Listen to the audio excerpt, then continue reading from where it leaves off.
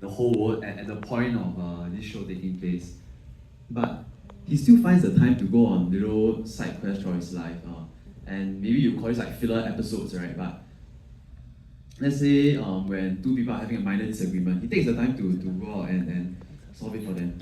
And also the importance of relationships. So he starts off with the same group of people, and then at the end of the show, he's with that same pair of people. And actually, I think the girl who found him in the first episode, he ended up marrying or something. So that's the two things I guess it taught me. So picking up these, side quests. Around that age, I also picked up a Rubik's Cube. My mom bought me, I think she probably spent several hundred on like different cubes, like 4x4, 5x5, and like different weird shapes and sizes that I've all forgotten about today. But this person was someone that I kind of looked up to at that point in time because at first, it was magic. It felt like magic to me, right? Being able to solve a Rubik's Cube in, I think you can do it in like 6-7 seconds, maybe under 5 seconds if you get lucky.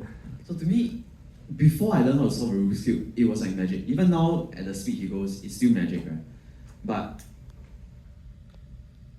at least I was able to go from not being able to solve it at all, to being able to solve it in 20, 30 seconds pretty consistently. So that's actually what I hope to do at CAG. So in case you guys didn't know, I'm a CAG scholar, surprise, surprise. And this can actually be modified into the word magic if you rearrange the letters, which I'm sure none of you know. Okay, most of you probably know, but yeah, and being able to do things that I used to think were impossible, to me, that's kind of magic. And picking up on that, I actually practiced some spells, some Harry Potter spells. The other voice here is actually my cousin. This was in Hogwarts a few months ago when I went to learn from Harry Potter how to perform some spells. If you're a fan, that's the Ventus spell. Actually, this is just an excuse for me to segue into my Japan trip. So this was in Universal Studios Japan, and oh my god, sorry. In Japan, I also managed to practice a bit of my Japanese in learning. Yeah, I'm actually pretty sure the other guy was trying to knew English, but me being me, I want to practice a bit. And apart from that, one important thing that I managed to do was bouncing back from failures. So I bought a camera in Japan and I asked my cousin to video me walking across, and I think he didn't know how to use the camera very well, so he accidentally filmed this in slow motion, which was actually quite lucky because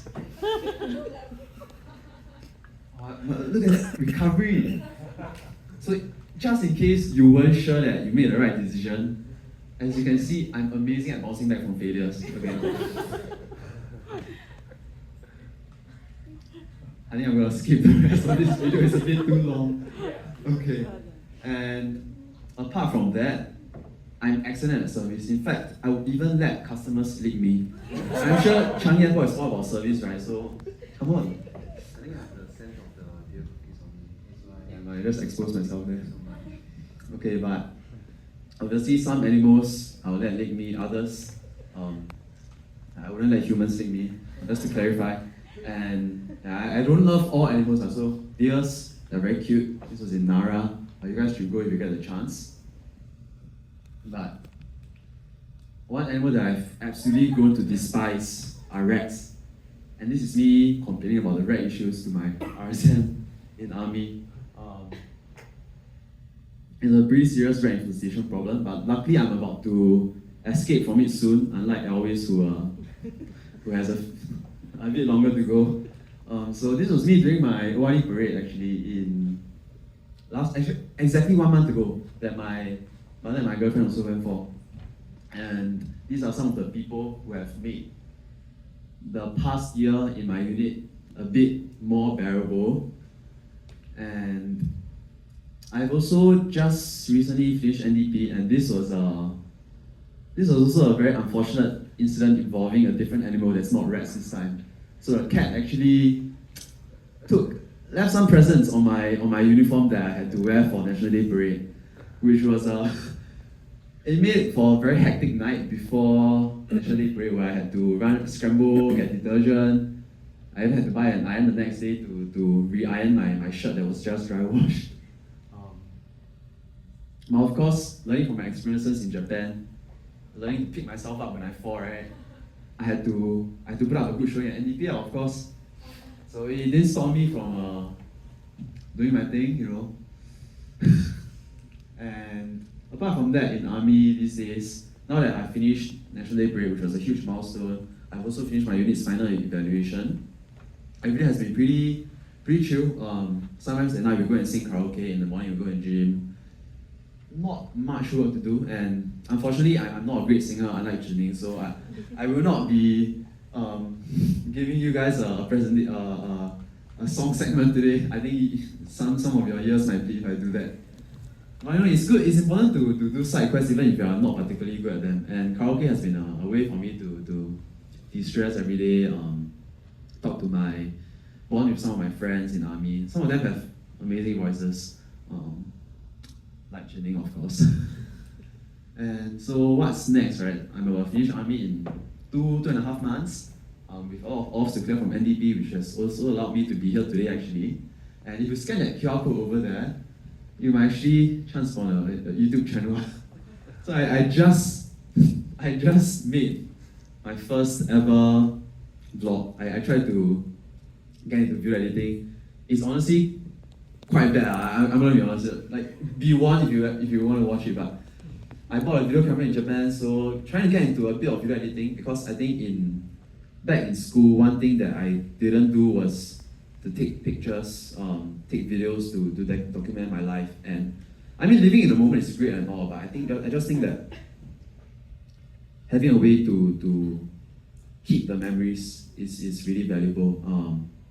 And actually, thanks, Mom, for videoing this. So that is something that I want to do in the future, just using videos as a way to keep memories.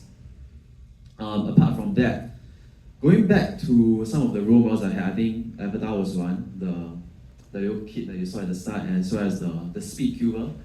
This is another of my role models. So as I grow, things change. The people I look up to also change. Some of you might actually recognize her. She just participated in the Olympics badminton. Yeo Jia-min.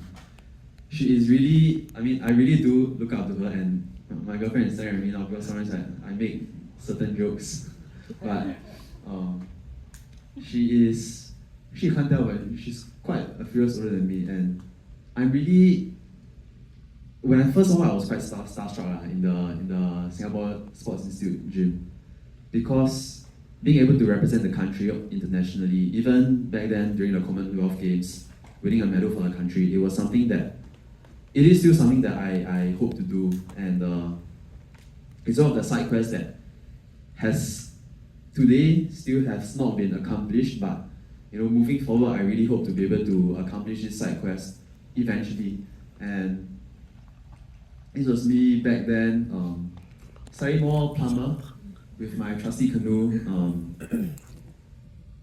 But moving forward, actually, I realized that the schools I'm applying to US and UK, they don't have canoeing as a sport, so it might not be very easy to continue in this sport while overseas. But I've transferred my skills over to rowing recently, actually, and this is taken in Pandan Reservoir, which is on the other end of Singapore.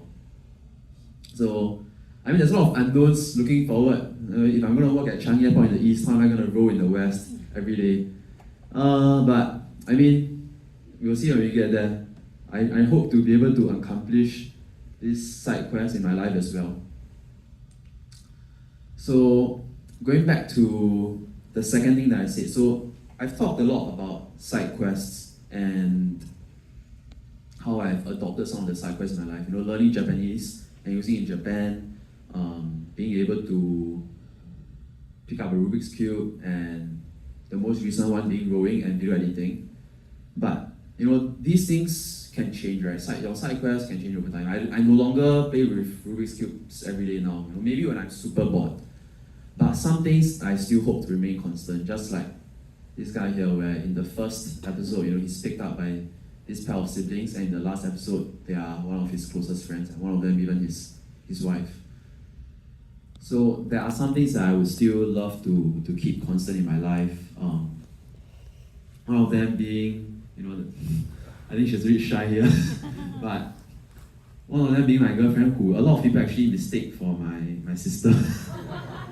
And I think maybe you can see why, but maybe now that she has dyed her hair, it's not as bad now. But even though we are not actually siblings, I do hope that our connection can last as long as siblings do. So for the past year and a half, she has been quite an important pillar of support for me in army. When I can share with her everything. When things go well, when I'm happy, sharing things with her, it will double the happiness. When things go badly, when things are, I'm sad about something, when I share it with her, it will halve the sadness. So, really been a great pillar of support in my life. And of course, last but not least, is also my parents, who have supported me throughout the past 2 decades of my life. And throughout my lowest points, they were able to pull me up, which has helped me reach the heights I have today, and hopefully many more to come. And I'll end off with a quick segment in quick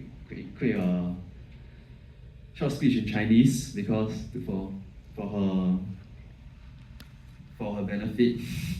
So I can actually prepare a draft. I think I need to read off it. My Chinese, as you can tell, is not perfect. 或许我华语程度的退步，代表我们之间有一定的距离了吧？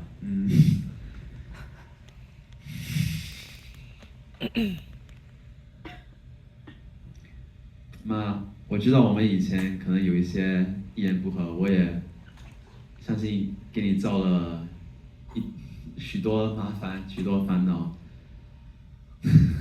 但是在困难的时期，有你坚定不移的支持，我才能走到这一步。那慢慢我也长大了，我也有自己的想法。我想要趁年轻跨世界，见世面。但是虽然人在外，但我相信心永远会在一起。我在国外也有一起的父母，永远会是我最坚强的后盾。家也永远会是我最温柔的港湾。谢谢你所做的一切。Yeah, and that's all. Thank you to everyone who's here today for listening to all of our presentations. And of course, thank you to Changi Airport for giving me this opportunity.